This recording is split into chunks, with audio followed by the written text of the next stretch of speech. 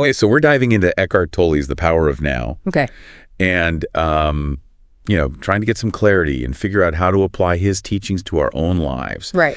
Are you ready to explore presence and ego and finding inner peace and all that jazz? Yeah, I'm ready. Let's do it. I mean, I think what's really fascinating about Tolle is that he kind of flips the script on traditional self-help. Mm-hmm. It's not so much about like, here's a to-do list to be happy, but really like a complete shift in your awareness. Right. Almost like letting go of those thought patterns that are keeping us stuck. Okay. So like one of the first things he says, and this is a big one, is this idea that you are not your mind. Right. Which is pretty bold, I guess. And then honestly kind of unsettling at first, right? Yeah. Like, we all have this, I think this tendency to get really caught up in our own thoughts. For sure. And we feel like they define us in a lot of ways. Yeah, absolutely. And Tolle would say that identifying with the mind is really the root of so much suffering.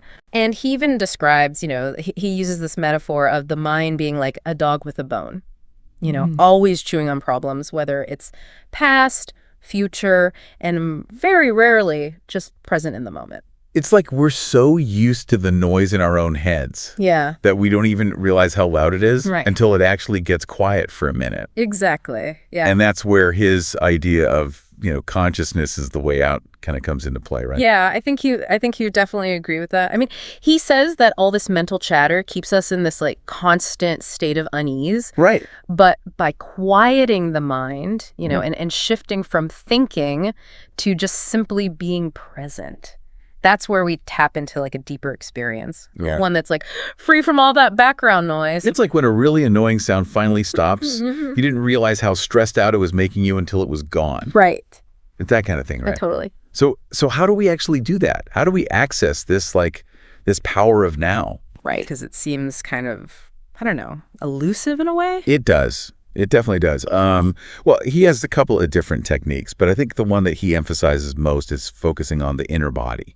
Okay. And he's clear that it's not just our physical body, right, but really the energy field within. Okay. So it's like taking your attention from those thoughts that are just like swirling around and bringing it into the actual sensations of being present in your body. Interesting. Yeah. So it's almost like hitting the reset button on your awareness in a way. Yeah. Instead of being lost in thought, you're like grounded in your physical self. Precisely. And he even says that you can find stillness in like the most chaotic day just by tuning into your breath, your senses, just those very simple acts of being. It's not about being like an emotionless robot, though. No, definitely not. And actually, he talks about this joy of being. Have you ever experienced that? Where you kind of let go of needing things to be a certain way in the future. You're just enjoying the present moment for what it is. Yeah, I mean, I think so. It's hard to pinpoint, Right, of course.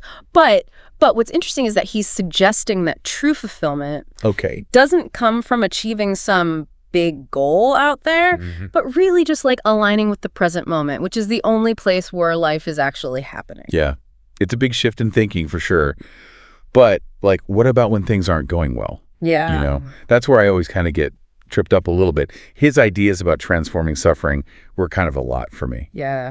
He talks about how by accepting what is, even when it's really tough, that's how we find inner peace. Right. It's a radical idea because I think most of us are kind of hardwired to resist discomfort in a lot of ways. For sure. But he really encourages surrendering to the present moment, whatever is happening, allowing it to just be. It's like that saying, what you resist persists. The more you're fighting against reality, the harder it's going to be. Yeah. Maybe letting go of the struggle actually creates space for something new to kind of come in. Yeah, like holding a beach ball underwater, it's just going to pop back up with even more force. Exactly. And he even says this applies to our relationships too.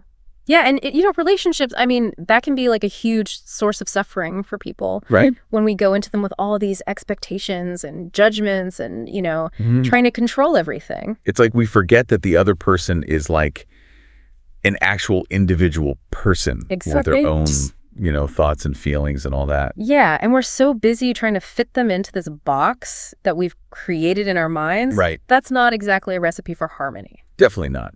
So instead of actually seeing our partners who they truly are, we're more focused on how they can fulfill like our own needs in a way. Yeah. And that kind of conditional love is what leads to conflict and resentment. Yeah, of course. It's like, I'll only be happy if you do X, Y, and Z. Mm-hmm.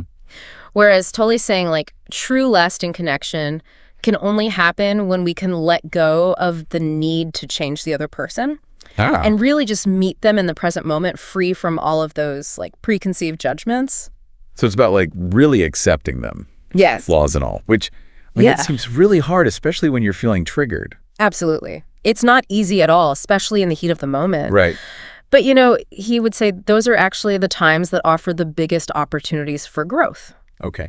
So instead of just reacting defensively or trying to, like, gain control of the situation, right, we can see those moments as chances to practice being present, noticing our own patterns, and, acting with compassion. Yeah. This kind of ties into his whole thing about the pain body, which, I'll be honest, I'm still trying to wrap my head around that one a little bit. Sure.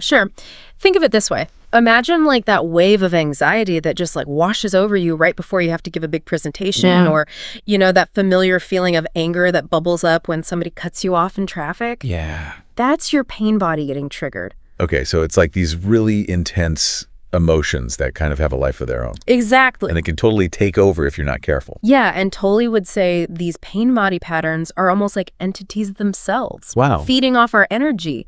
And they just love to drag us back into these old, unhelpful stories. It's so easy to get sucked in, though. Right. Like, what's happening and you still do it. Of course. But here's the good news. By simply becoming aware of them, observing them without getting, like, completely caught up in the drama, we can actually start to disempower them.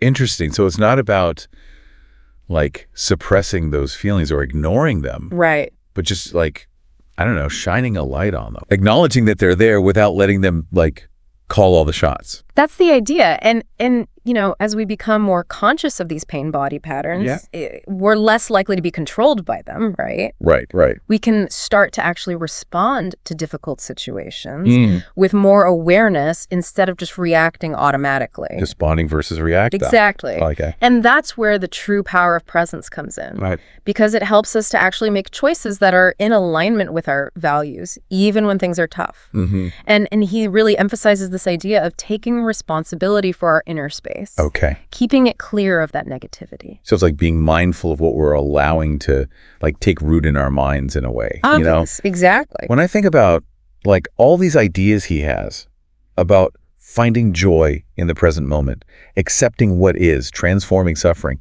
it's like a pretty radical shift in perspective. It is radical, but it's also incredibly empowering. I mean, imagine a world where people are more present, more compassionate, more connected to themselves and to each other. That would be amazing. Right.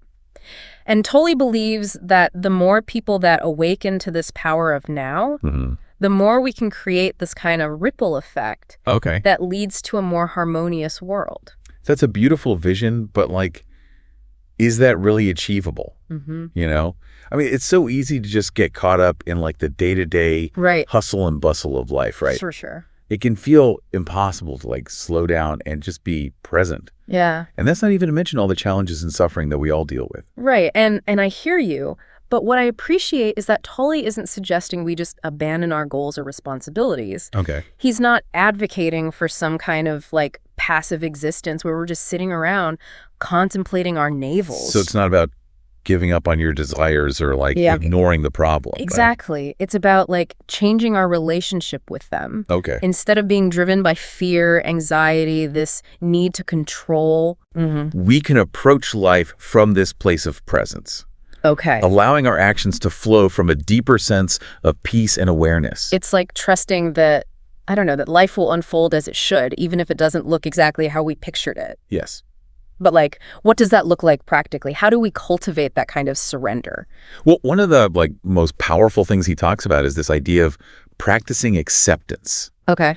Instead of fighting against reality, we can choose to embrace what is in this moment. It's like instead of trying to, like, force the river to flow in a different direction, you're saying, okay, I'm just going to swim with it. Exactly.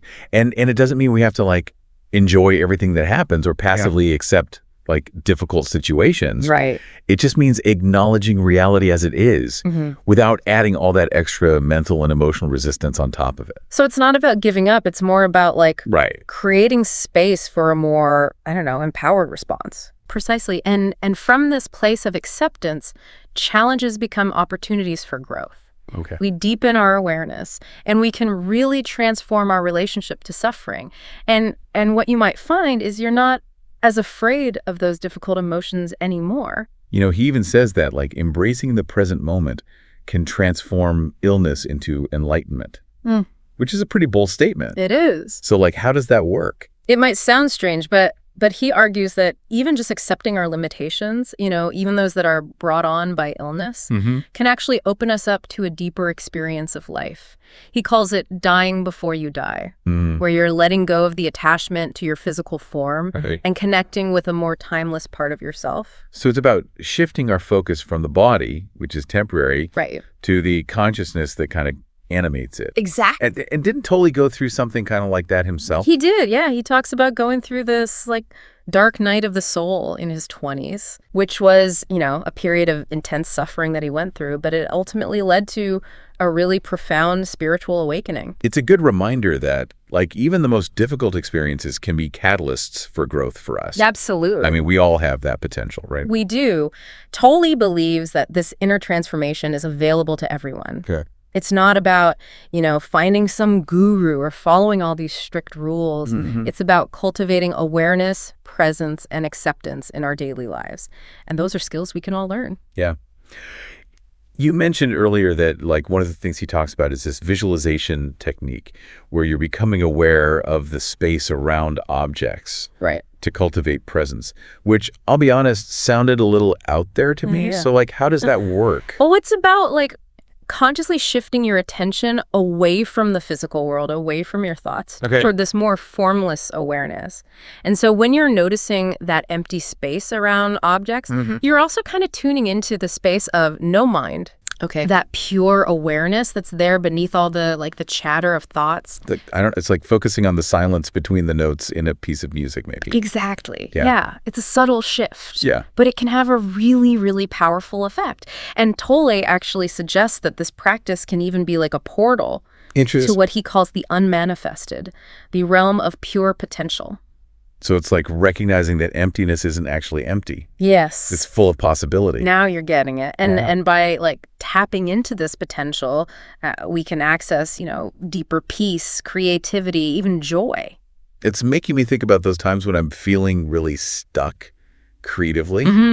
Maybe instead of trying to force those ideas, I just need to create more space for them to kind of come through. There you go. Interesting. He also talks about the importance of conscious death. Okay. Not actually dying, though, right? No. Don't worry. Not actual death. Okay, good. I thought that might be pushing it a little bit.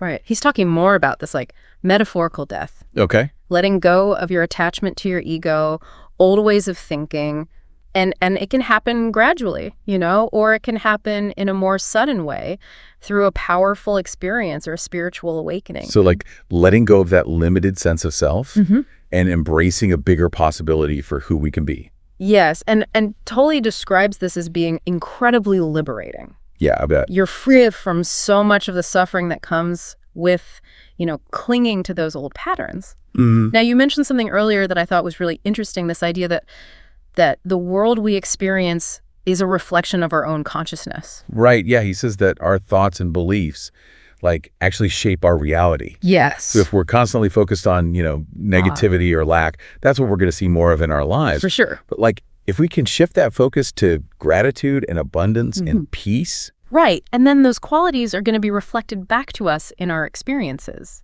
It's a powerful reminder that we're active participants in creating our reality, not just passive observers. It's empowering and kind of scary at the same time. Right. If we have the power to create that much negativity, we also have the power to create a lot more good. Exactly. And that kind of brings us to our final thought for you to consider as you continue to explore Tolle's work. What if the world that we perceive is simply a mirror? reflecting our collective consciousness. Ooh, I like that. And what if, by choosing to embrace the power of now, we could collectively create a world that's more aligned with our deepest values of love, peace, and unity? That's something to think about. That's going to do it for this deep dive. As always, thanks for listening, and we'll catch you next time.